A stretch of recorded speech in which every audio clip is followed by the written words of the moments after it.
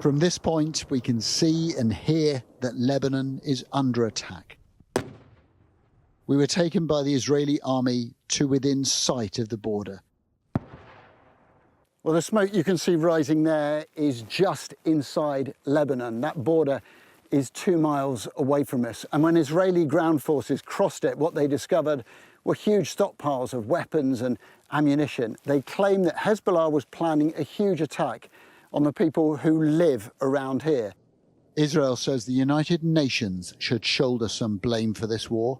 It claims UN peacekeepers ignored years of Hezbollah breaking a ceasefire agreement by stealthily militarizing the border.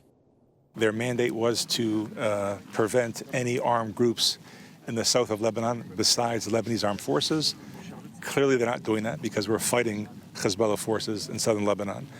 We found some Hezbollah positions literally under the noses of UN bases. The UN admits it did know about weapons being brought in, but doesn't have the power to take direct action. And it told us the ceasefire resolution had been broken by both sides. Neither of the parties were ever fully committed to Resolution 1701. And we saw this, unfortunately, from the beginning. We had violations all along. What we're seeing now is, unfortunately, a result of that and the lack of trust between the parties, frankly, that has led us to this position where we have an open conflict.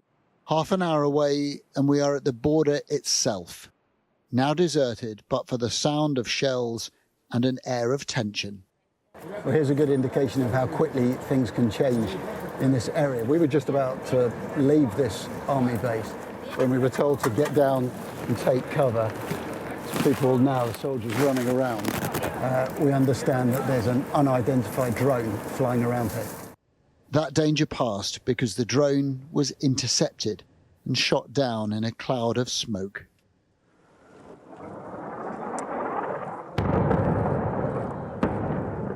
Inside Lebanon, Israel carried out airstrikes on the port of Tyre. It had previously warned people to leave. In Gaza, the north is still the focus. Jabalia was struck again. Hundreds have been killed here in recent weeks.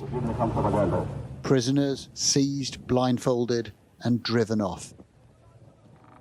And what's left behind is bewilderment, shock, and fear.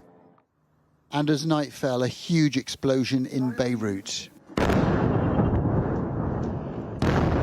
There is no end in sight to this war.